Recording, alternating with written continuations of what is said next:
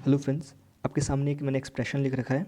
मैं इसको रीड कर देता हूँ। 2/3 इक्वल टू 4/6। ठीक है। तो यहाँ पर आज का क्वेश्चन है कि ये दोनों सच में इक्वल होते हैं या कोई डिफरेंस होता है। तो कुछ टर्म्स हैं जो मैं यहाँ पे यूज़ करूँगा और उनको पहले मैं डिफ़ाइन कर देता हूँ कि उन टर्म्स का मेरे लिए क्या मतलब होने वाला है। ठीक है। जैसे एक टर्म आता है फ्रैक्शन, हम सब ने सुन रखा है बचपन से ही। ठीक है।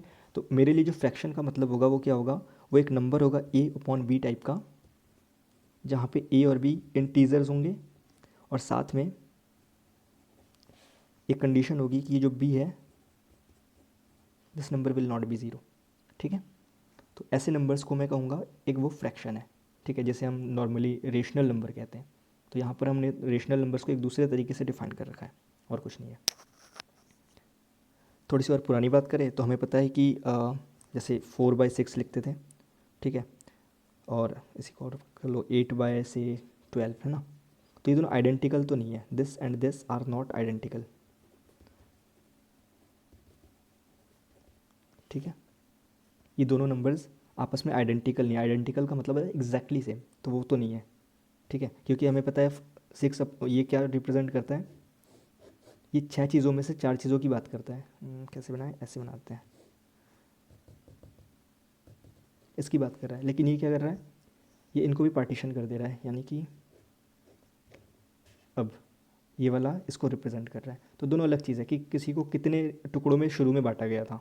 ठीक है। तो दोनों चीज़ें अलग अलग कंडीशन को रिप्रेजेंट कर रहा है, इसलिए ये दोनों आइडेंटिकल नहीं है। बट हम कह रहे हैं कि ये दोनों इक्वल है ना। सॉरी 12 था। तो ये जो इक्वल है, इसका पहले हमें मतलब समझना पड़ेगा कि what do we mean by equality है। ओके। तो दो रेशनल नंबर्स हैं, है ना, ये रेशनल है, ये भी रेशनल है, यानी फ्रैक्शन है फिलहाल हमारे इस टर्म्स में जो हमने डिफाइन कर रखा है फ्रैक्शन को, उस हिसाब से हमारे लिए एक फ्रैक्शन है, दो फ्रैक्शंस हैं, उनकी इक्वालिटी की बात की जा रही है। तो हम सबसे पहले इस इक्वालिटी को डिफाइन करने वाले हैं। बट इससे भी करने से पहले हम ये डिफाइन करने वाले हैं कि जो एक सेट होता है z, इसके अंदर अगर कोई दो एलिमेंट्स आ रहे हैं x और y, तो x और y कब बराबर होते हैं, इसकी बराबरी हम कब कहते हैं कि कोई दो नंबर्स अगर रैंडमली यहाँ से उठाए जाए वो दोनों बराबर हैं या नहीं है, इस बात की गारंटी कैसे देते हैं। तो छोटा सा आर्टिकल है, पहले उसको हम कंप्लीट कर लेते हैं। ठीक है। उसके बाद फिर दोबारा इसी पे आएंगे, फ्रैक्शंस पे। तो मान लेते हैं कि दो नंबर्स हैं ए और बी जो जेड में है, इसका मतलब है कि ए और बी इंटीजर्स हैं। ठीक है। दोनों सेम हो सकते हैं, डिफरेंट भी हो सकते हैं, डजेंट मैटर। तो मैं कह रहा हूँ कि मैं ऐसा लिखूँगा, if A and B are the same integers. मैं ऐसा कब लिखूँगा, ऐसा कब लिखूँगा मैं, ये हमारा नोटेशन है लिखने का। और ये नोटेशन किस सिचुएशन में लिख रहे हैं इस नोटेशन को, जब ए और बी सेम इंटीजर को रिप्रेजेंट कर रहे हैं। ठीक है। सेम इंटीजर का मतलब क्या है, जैसे 2+3 लिखता हूँ तो ये एक्सप्रेशन किसके इक्वल है, 5 के इक्वल है। ये हमारे लिए पता है हमें कि इंटीजर अगर हम नंबर लाइन बनाएं ऐसे करके कहीं पे 5 आएगा, तो वो एक्सप्रेशन, ये एक्सप्रेशन और इस एक्सप्रेशन के लिए सेम यूनिक प्लेस होगा और इसलिए दोनों सेम हो जाएंगे। ठीक है। जो जनरल हम यूजुअल हमारी इंटेंशन है या फिर हमारा जो इंट्यूशन है वो जो कहता है ये दोनों चीज़ें सेम होती हैं।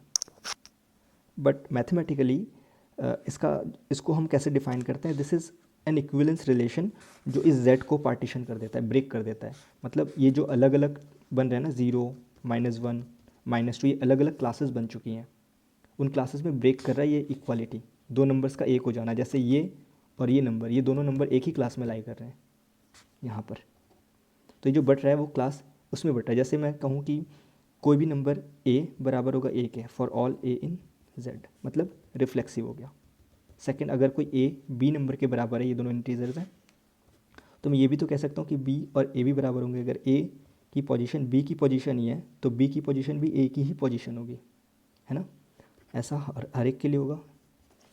थर्ड चीज़, अगर a b के बराबर है और b किसी और नंबर c के बराबर है, तो a को c के बराबर होना पड़ेगा। होता ही है। जैसे ये नंबर इसी नंबर के बराबर है, अब कैसे बताऊँ मैं यहाँ पे। ठीक है। ये आप फील ही कर रहे होगे कि क्या कहना चाह रहे हैं हम। ठीक है। तो इसका मतलब क्या है, ये एक इक्विवेलेंस रिलेशन बन गया, है ना। और इक्विवेलेंस रिलेशन का काम होता है सेट को पार्टीशन कर देना, है ना। तो ये इस पूरे z को, जो हमने z रिप्रेजेंट कर रखा है, उसको पार्टीशन कर दिया, एक ये क्लास है, एक ये क्लास है, यहाँ पर जितनी कितनी सारी क्लासेस होंगी, यहाँ पे इनफाइनाइट क्लासेस हो जाएंगी, ठीक है। चलिए अब हम आते हैं अपने फ्रैक्शन वाले सेट में, इसको ब्रेक करते हैं और इस इक्वलिटी को इस सेट के ऊपर दिखाते हैं। मतलब यहाँ पर से ये जो इक्वलिटी थी वो इस सेट के ऊपर डिफाइन करा था। अब हम जो दूसरी इक्वलिटी शो करने वाले हैं वो फ्रैक्शंस के सेट पर डिफाइन करने वाले हैं। तो हम एक रिलेशन डिफाइन करते हैं, ऐसा लिख लो कि define a relation on Q, जो नॉर्मल नोटेशन है, क्यू का मतलब क्या है हमारा, वो सारे A upon B such that A and B from integer and B is not zero, ठीक है। तो हम दो एलिमेंट्स उठाते हैं इस क्यू से, तो जैसे ही दो एलिमेंट उठाएंगे, define a relation on this, वो रिलेशन कैसे, हमारा नोटेशन ये रहेगा, ठीक है। ये वाला ये इक्वालिटी डिफाइन कर लो, ये देखो मतलब इस साइन का मतलब है Q is defined as this, ठीक है। और ये इक्वलिटी है जिसको हम अभी डिफाइन करने वाले हैं इसके अंदर, कि इस सेट के अंदर कोई दो एलिमेंट्स कब इक्वल माने जाएंगे। तो मैं कहूँगा A upon B is equal to C upon D if या when A D is equal to B C, this and this, एक ये नंबर आर इक्वल एज इंटीजर्स, ठीक है। ये एक नंबर है, ये एक नंबर है, मल्टीप्लाई किया जा सकता है। तो उनको अगर मल्टीप्लाई करके वो इक्वल इंटीजर्स आ रहे हैं, और हमें पता है कि इक्वल इंटीजर्स का क्या मतलब है, अभी हमने यहाँ पे दो इंटीजर्स की इक्वालिटी के बारे में यहाँ पे डिस्कशन किया है, ठीक है। दो इंटीजर्स कब इक्वल माने जाएंगे, यहाँ से हम उस रूल को उठाएंगे एंड देन यहाँ पर पहुँच जाएंगे। अगर वो दोनों इक्वल आ रहे हैं तो हम कहेंगे ये फ्रैक्शंस भी इक्वल है। तो पहली चीज़ रिफ्लेक्सिव, हमें पता है ए अपॉन बी हमेशा ए अपॉन बी के इक्वल होगा, क्यों, क्योंकि इनका क्रॉस प्रोडक्ट किया जा रहा है ना, ए डी और बी सी, इनको मल्टीप्लाई करो ए बी और इनको मल्टीप्लाई करो तो बी ए, ये दोनों हमेशा इक्वल होते हैं due to commutative law over Z, है ना, जेड जो है कम्यूटेटिव होता है मल्टीप्लिकेशन के उसमें। और हमें पता है ना ये सारी चीज़ें यहाँ पर क्या मतलब है, सेंस जा रहा है। सेकंड थिंग है सिमेट्रिक, अगर ए अपॉन बी इक्वल है सी अपॉन डी के, तो सी अपॉन डी को बराबर होना पड़ेगा ए अपॉन बी के, ठीक है। ऐसा क्यों, ये सिमेट्री देख लो यहाँ पे मान लो A upon B is equals to C upon D, अगर ऐसा है तो ए डी को बराबर होना पड़ेगा बी सी के बाय डेफिनेशन। अगर ये दोनों बराबर है तो ए डी और बी सी को इक्वल होना पड़ेगा एज इंटीजर्स, ये दोनों इंटीजर है और वो बराबर है, ये दोनों बराबर है तो इसको इधर लिखो, इसको इधर लिखो, कोई फ़र्क नहीं पड़ेगा क्योंकि इंटीजर्स में सिमेट्रिक लॉ होता है ना, क्योंकि ये दोनों इंटीजर्स हैं। तो यहाँ से ए और बी अगर बराबर है तो बी और ए भी बराबर होंगे, पलट सकते हैं इधर उधर, तो इसको इधर ले आओ, इसको उधर ले जाओ, तो बी सी बराबर हो जाएगा ए डी के। और यहाँ से हमें पता चल गया सी को यहीं रहने दो और नीचे आप लिख सकते हो डी और यहाँ पर ए अपॉन बी, ऊपर नीचे वो कर दिया। तो ऐसा होगा तो हम ऐसा हमेशा लिख सकते हैं, ठीक है। अच्छा यहाँ पर एक साथ में कंडीशन भी लेते हुए चलेंगे कि बी और डी नॉन ज़ीरो है, यहाँ पर भी बी और डी नॉन ज़ीरो, तो वही नीचे डिनोमिनेटर में जाएंगे, ठीक है, ए और सी नहीं जाएंगे। तो यहाँ से आपने कहाँ से, यहाँ A upon B C upon D की इक्वल था तो उल्टा भी दिखा दिया कि C upon D is equals to A upon B, hence it is symmetric. Third बचा है ट्रांजिटिव शो करना। ट्रांजिटिव शो करने के लिए हमारे पास दो चीज़ें होनी चाहिए पहले से, कि A upon B is equals to C upon D and C upon D is equals to E upon F, ठीक है। और साथ में कंडीशन कि बी डी डी एफ ये सब ज़ीरो नहीं है, यानी कि बी डी और एफ ये तीनों चीज़ें ज़ीरो नहीं है सारे, ठीक। अब देखो बाय डेफिनेशन, इक्वलिटी की डेफिनेशन से इन दोनों का प्रोडक्ट और इन दोनों का प्रोडक्ट सेम आना चाहिए, यानी A D is equals to B C and यहाँ से C F is equals to D E, ठीक है। अब यहाँ से इन दोनों में कॉमन क्या है, सी है ना, तो हम सी की वैल्यू निकाल लेते हैं। सी की वैल्यू क्या आएगी, क्योंकि बी नॉन ज़ीरो है तो पूरे को बी से डिवाइड किया जा सकता है इंटीजर को, क्योंकि बी नॉन ज़ीरो है, ऊपर बी नॉन ज़ीरो, तो A D upon B is equals to C, और यहाँ पे एफ भी नॉन ज़ीरो था तो एफ से डिवाइड कर दो दोनों तरफ, तो C is equals to D E upon F, ठीक है। अब ये एक इंटीजर है, ये एक इंटीजर है, ये इंटीजर इसकी इक्वल है, ये इंटीजर इसकी इक्वल है, ट्रांजिटिव रिलेशन लगाओ, ये इसकी इक्वल है और ये इसकी इक्वल है, तो वो दोनों भी आपस में इक्वल हो जाते हैं। ये इसकी इक्वल है और यही चीज़ इसकी इक्वल है, तो ये लास्ट के दोनों आपस में इक्वल हो जाएंगे बाय पिछले इंटीजर्स के ट्रांजिटिव प्रॉपर्टी से। तो A D upon B will be equals to D upon F. D कैसा है, नॉन ज़ीरो, तो डी से डिवाइड कर सकते हैं। जैसे ही डी से डिवाइड करेंगे तो ए अपॉन बी बराबर डी अपॉन एफ। ए को आपने सी अपॉन डी के बराबर लिया, सी अपॉन डी को इसके, और ट्रांजिटिव रिलेशन में आपने क्या शो कर दिया, ये इसके बराबर है, A upon B E upon F के बराबर है। सॉरी यहाँ पे ये आएगा, ठीक है। तो यहाँ इसका मतलब ये ट्रांजिटिव भी है, hence equivalence relation. Equivalence relation मतलब ये पूरे सेट को पार्टीशन करेगा, ठीक है। अब आगे देखो मेन पॉइंट।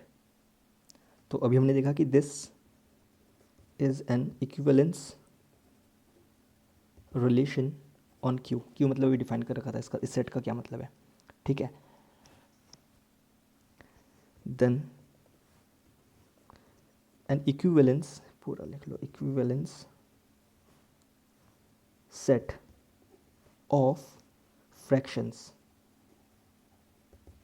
जो फ्रैक्शंस होंगे इनकी जो इक्विवेलेंस क्लास बनेगी ना, इक्विवेलेंस क्लास बनती है, इक्विवेलेंस सेट बनता है, इज अ रेशनल नंबर। तो रेशनल नंबर को अलग तरीके से डिफाइन किया गया है। फॉर एग्जांपल अगर मैं 2/3 लिख रहा हूँ, ये एक रेशनल नंबर है, तो इसकी जो क्लास होगी ना उसके अंदर कौन कौन आएंगे, वो सारे फ्रैक्शन आएंगे जो इक्वल होते हैं इसके। जैसे 2/3 हर एक एलिमेंट खुद की क्लास में आता है, -2/-3, 6/9, 200/300 और इसी टाइप के सारे, ठीक है। मतलब किसी पर्टिकुलर ऊपर नीचे अल्फ़ा से नंबर से मल्टीप्लाई कर दो।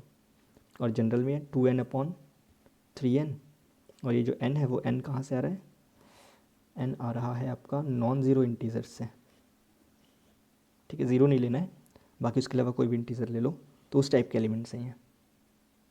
तो इसको आप कहोगे then 2/3 is a rational number, और ये सारे फ्रैक्शंस हैं और ये रेशनल नंबर है, ठीक है। मतलब इस तरह से डिफाइन किया जाता है। तो यानी फ्रैक्शन और रेशनल नंबर में डिफरेंस है।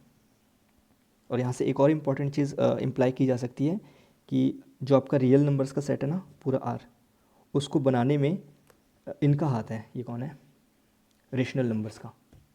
फ्रैक्शंस रियल नंबर्स को बनाने में फ्रैक्शंस का कोई काम नहीं है, क्योंकि एक ही पॉइंट के लिए, जैसे हमारे पास होता है ना real line, suppose this is R, तो उसका एक पॉइंट के लिए एक ही रिप्रेजेंटेटिव है हमारे पास। ये एक के लिए हम बहुत सारी, क्योंकि ये सारी नंबर्स एक ही पॉइंट पर लाई कर रहे हैं, यानी कि ये सब एक ही क्लास में आएंगे।